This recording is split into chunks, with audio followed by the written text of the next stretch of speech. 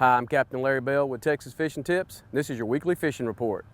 Over here in Mesquite Bay, all the shoreline right along here again with all the amount of water that we have back in our system that's been here for the last 2 weeks, almost 3 weeks, pushing way above normal tide levels, has opened up a lot of these little back lakes here. There's some of these things you can get your boat into, some of these things you can put the boat on the shoreline, you can walk across the shoreline or over the land and get into the back of some of these back lakes, throw your top water back in some of these things. It's really not accessible in some of them other ways.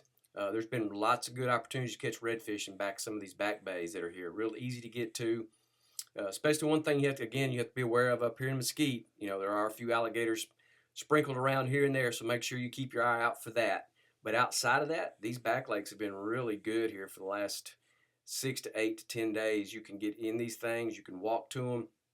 Again, you can get your boat into some of these things. Just use your trolling motor and ease into them. You'll see a lot of these tower boats that are cruising around these shorelines and trying to get back in these back lakes as well. But again, you can get in these things, walk across that shoreline, throw that top water bait in there, and you'll be pleasantly surprised, especially with the amount of bait that's been working in some of these things. There's been some nice redfish being pulled out of here.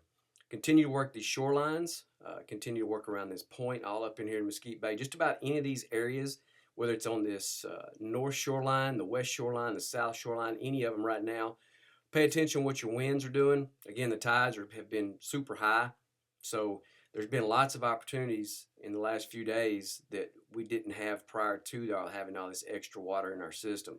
So the down south version of the chicken of the sea and magic grass and supermodels have been good. Watermelon red in the regular version of the down south has been good. The jerk shrimp, either free-lined it or under a popping cork in just a little bit deeper water, has been very productive in these areas. These back lakes, they're holding a few small pods of redfish in some of them. You just have to get in there and work them and see if you can locate some tails showing themselves, or maybe you even see them waking in some of these if you get the right kind of wind, which a really, really calm day. Of course, that hasn't been the case in the last few since we had our nice little cold front push in on us. But when you get those opportunities, you get low winds, get back in these back lakes, especially with the amount of water. Look for the bait working in these areas. Throw that top water bait in here. Like I say, we've got some great grass that are in some of these back lakes. It's been really, really good. It's great for the estuary. It's good for the habitat for the fish. It's really holding bait fish, really holding good fish. So our wintertime fall patterns are really starting to kind of shape up good for us. We've had a great amount of rain that's pushed in on us, that these estuaries are going to be really healthy heading into the fall. But again, just work these little back lakes, work the shorelines, work the edges, pay attention to what your winds are doing, and you'll locate fish. Over here on this far shoreline, on the south shoreline, all this down here in Mesquite as well. These little bitty back lakes that are off some of these things have been really good. There's been some small pot of redfish that are in here. Out on the edge, find that grassline edge out here on this deeper edge here in Mesquite. There's been some trout. There's been some decent trout that's being caught out here on this edge. A lot of them are skinny. Hadn't really got into that wintertime mode of eating yet. This last recent little cold front that we've had is probably going to help kickstart that, as they'll start to probably gorge a little bit more and eat a little bit more. So there's some good opportunity for you there if you're really trying to target some trout. If redfish is still the thing that you're wanting to do, which majority of people like to do is target redfish, get in those back lakes, man. Especially one right up here off Cedar Flat as you're heading towards Cedar Bayou, which, by the way, is flowing really good right now. So that's going to continue to help this estuary up here. The Mesquite Estuary, Ayers, Carlos, some of San Antonio, probably St. Charles, and Copano as well. All those bay systems will benefit greatly from Cedar Bayou being opened back up, especially as we head into the fall and winter time, and then get into next spring as well. Should be pretty fantastic with this new fresh water that's coming in here in the middle of our estuaries. But again, this shoreline here, just continue to work down this, work your grass beds, work your edges, work all into those particular areas there. There's a couple of little cut-throughs. You can get your boat back into this with the amount of water that's in here that you should be able to get a regular boat in there, maybe not a V-hull boat, but if you got a skinny water boat, you should be okay. There's one thing that you just want to check.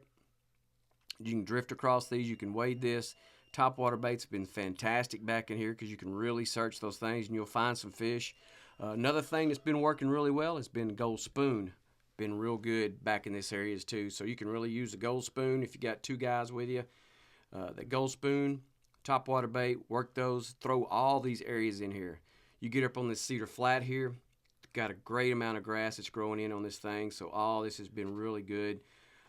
Deeper water, so you'll be able to work it all the way back toward the shoreline.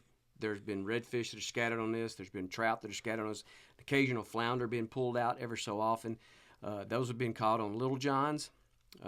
Really color-wise, it really doesn't matter. The three colors I've been throwing have been watermelon red, the molting color, and a white with gold flake in it. Off the top of my head, I can't remember what it is, but that's the three Little John mirror lures that I've thrown. And then, of course, my down south supermodel chicken of the sea have been good. You can rig those weedless if you're not able to control your depth with those open hooks. Put that weedless setup on there, and you're good to go with all that. But continue to work these. You've got scattered shell. You've got little islands that are scattered in here as well. There's been fish hanging all around this. The amount of bait that's in here has been really good, and you'll locate fish. One of my favorite areas up here on this particular shoreline here on St. Joe's is Long Reef Bend. Love fishing this area here because it presents so many different opportunities for you. So what you get when you got all this different water, height-wise anyway. So this flat that's over here, just on the southeast side here, it's got a decent amount of grass that's on it. You got opportunities from back lakes that dump out into this.